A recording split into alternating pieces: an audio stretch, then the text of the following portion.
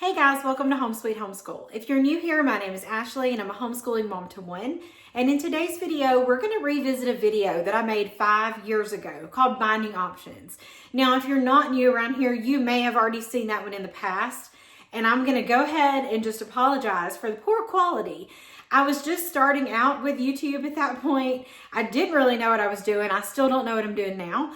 But I was filming in my living room, which terrible sound quality, on an iPad. So you can't hear it. And when I was re-watching it the other day, I noticed how poor the sound was and I had it turned up really high. And then when the ad came on, it scared me to death. So I apologize for the quality of it. That doesn't mean the content isn't helpful, because it really is. If you haven't seen it, then I do urge you to go watch it. I'm going to try to cover all the bases again today, but there may be something in that video that I forget to talk about. So I do think all those people that have watched it, it has over 20,000 views. And for me and my little self, that's amazing. I know for some people 20,000 is no big deal, but to think that that video has been viewed 20,000 times is crazy to me. So I wanted to talk about it, kind of let you know, do we still use those binding options? Do I use anything any different?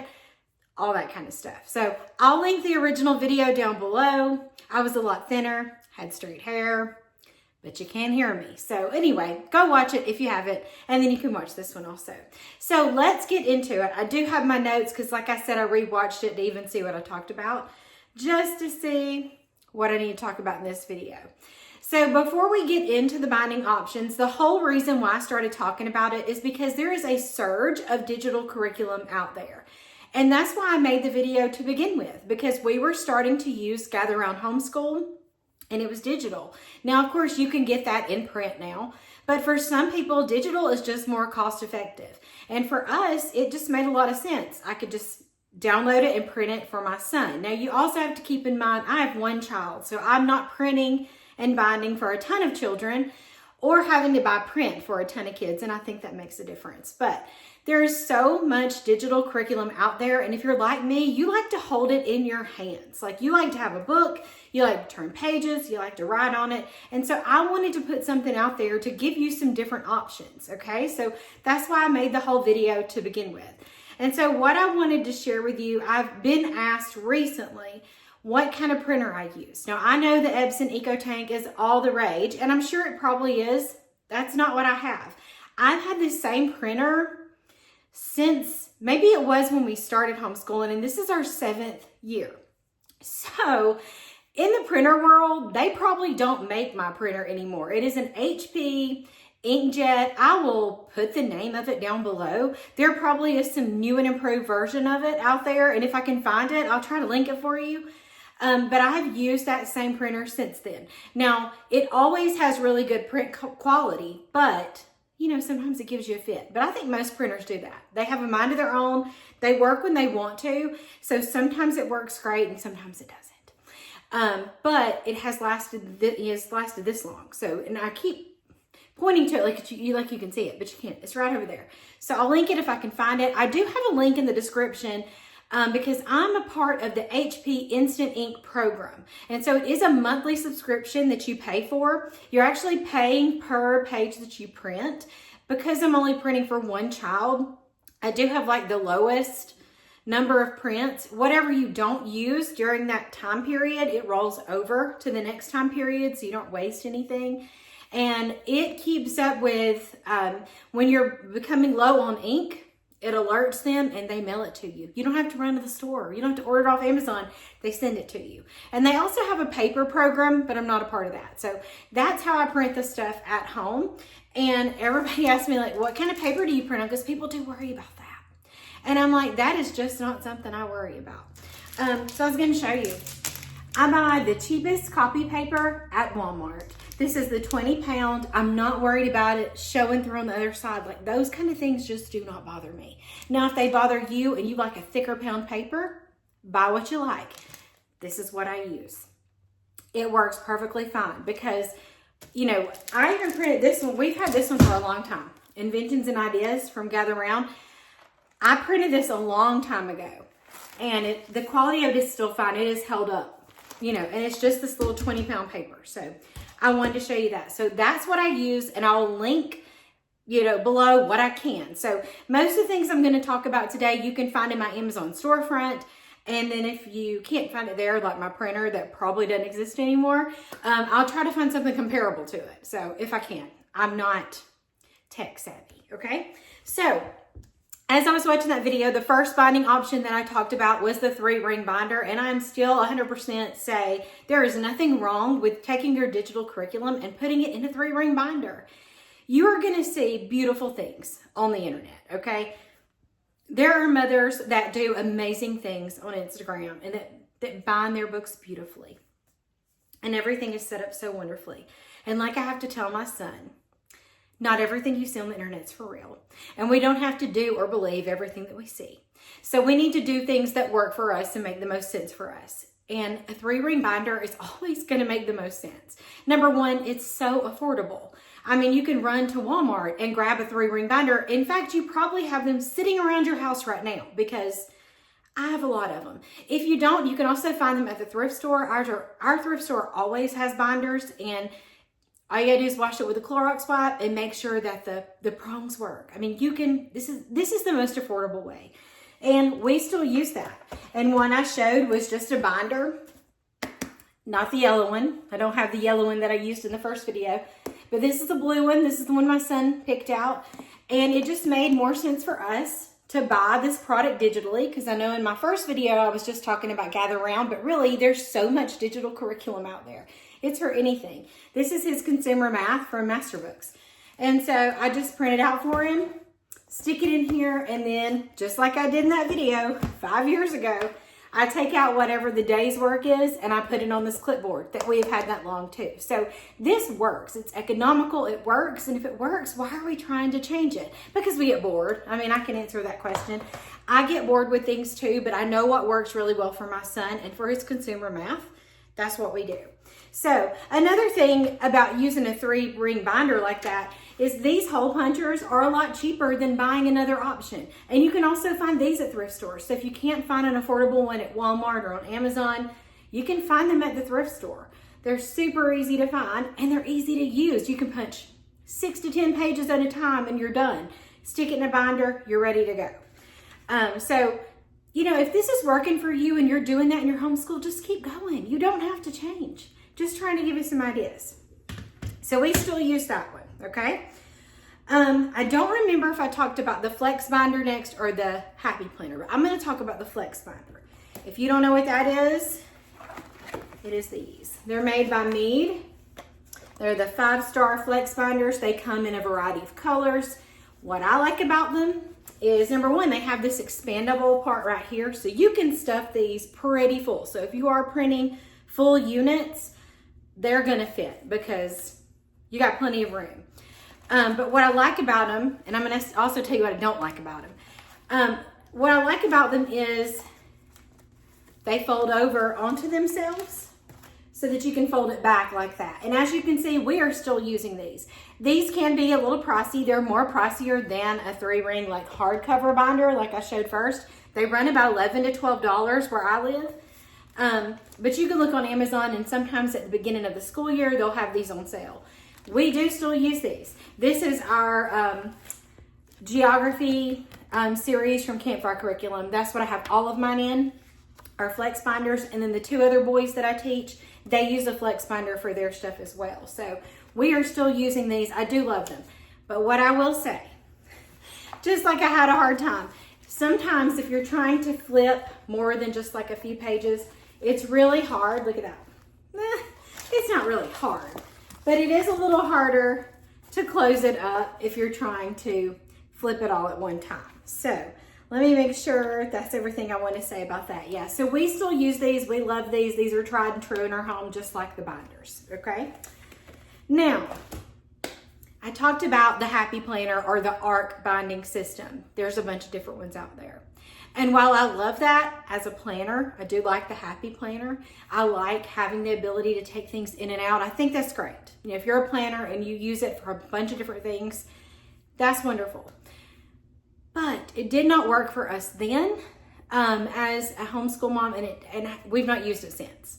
So that's been 5 years, and I've never again put a unit in the ARC binding system. Now, if that's something that you watched that first video and you bought that and that's what works for you, that is awesome. Because if you found something that works, then keep doing it. You don't have to tell me like, hey, it works for us, you're wrong. No, it just didn't work for my son. So if it's working for you and you like the ARC binding system, go for it. Now, my son was just a little rough on it. I think it just takes somebody that isn't going to be rough and that it's not going to fall on the floor or be sat on or stepped on. If your kids can handle that, they do like the ease of putting things in and out, that's great. But you will need the hole puncher. Happy Planner makes a hole punch, and I'm sure any of the other brands out there that have the ARC binding, you would have to buy their little binding hole punch. But in our area, the Michaels that I used to buy all my stuff from, they don't even carry Happy Planner stuff anymore. It's turned into, our Michaels has turned into a ton of decor, and they have stickers, but really not the planning stuff that they used to have. So if you want to find the Happy Planner stuff, you're probably going to have to look online. I'll see if it's on Amazon. I haven't searched it in so long, I don't have any idea. It probably is though. If not, Happy Planner has a website and you can purchase those from there. I've also seen a lot of the Happy Planner hole punchers and the rings, the ARC binding rings. I find them at the thrift store all the time. So just go down that stationery aisle if you have one and see what you can find, because it is, if you can find it secondhand, it's pretty affordable. Or if you can find a place like Michael's that carries it and has a coupon, it wouldn't be that bad, but we don't use it. It did not work for us. All right, now the last thing I talked about in that video was my Pro Click. I just gotten that Pro Click when I made that video, and oh my goodness, it is one of my most favorite things. Now, I'm not one of these people that come on here and try to sell you something. That is not my intention ever. I don't care what you buy. I don't care what you do. I don't care what you buy. I just want to share with you what I actually use. And this Pro Click is something I have used since I've gotten it. And this is it, if you don't know what it is.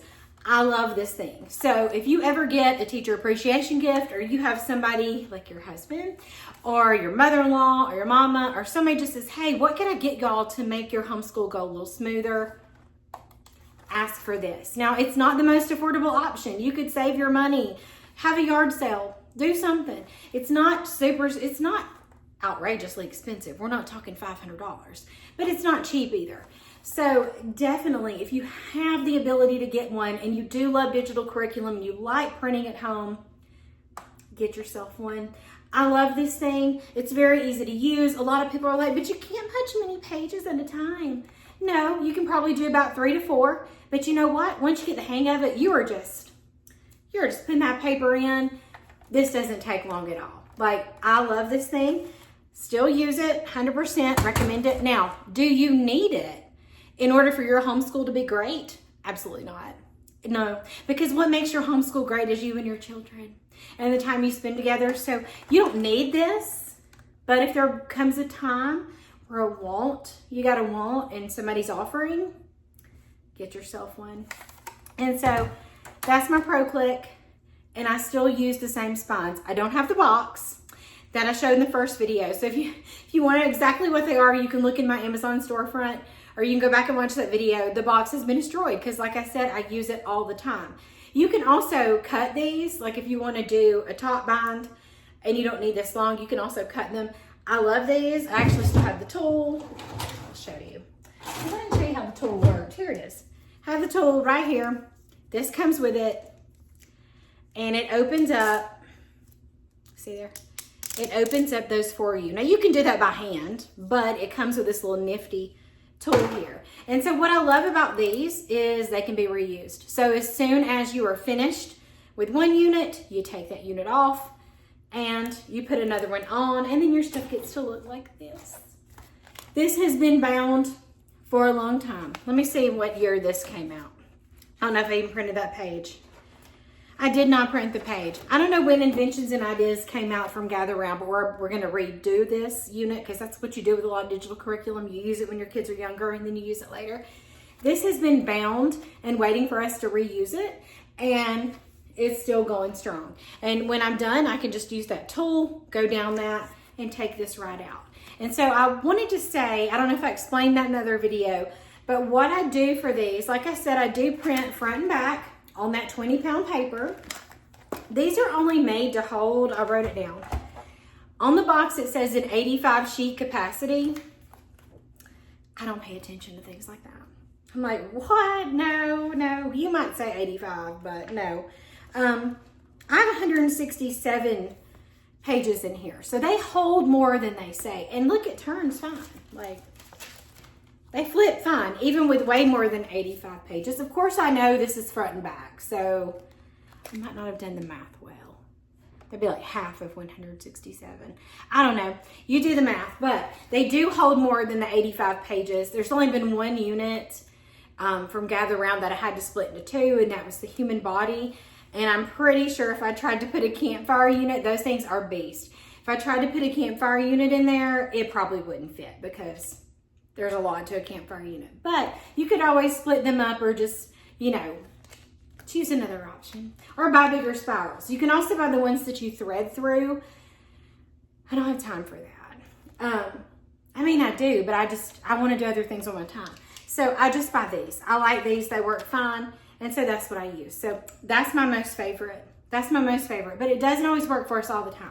Now, I wanted to end this by telling you what I do now. So I still use the binder. When I can, we use the Pro Click. Like I said, I have that old one there. But I wanted to show you one other option and then tell you what I'm doing now. Another option is this awesome folder. I've shared it in many of my videos. This is from Amazon.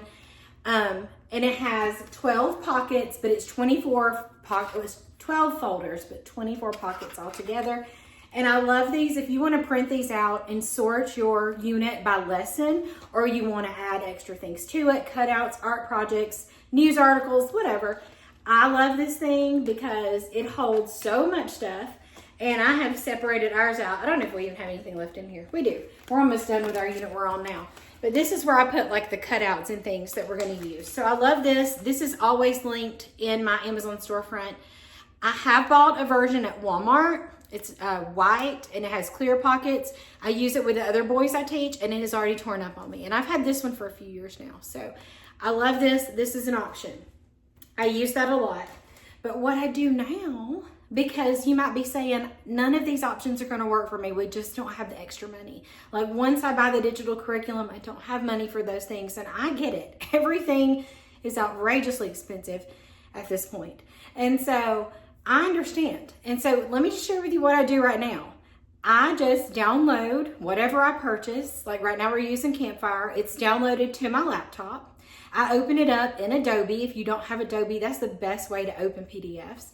I open it up in Adobe. We sit in our living room and we have a smart TV. We have like Roku. I think we have a Roku, that stick that's in it. And so I just share it. It's an option at the top of my screen on my computer and I just share it to the TV. I do not have any teacher's guides printed out. Now, my reasoning for it is my son's in 11th grade. I'm not going to be reusing these units. So if you think I'm going to be reusing this later and I want to print it, I get that. But for me, that doesn't make sense. It doesn't make sense to waste the paper because I have nothing to do with it after we use it this time. So anyway, that's what I do. I screen share it. You don't even have to share it to your TV. If you can just pull it up on a device, on your laptop, on your desktop, on an iPad, whatever you have, you can totally read from that, and that saves you a lot of money and a lot of time printing and binding. So that's an option. But then if you're like, okay, well, what do the kids write on if I don't print, somewhere for them to take notes? And as for us, like we're doing Campfire right now.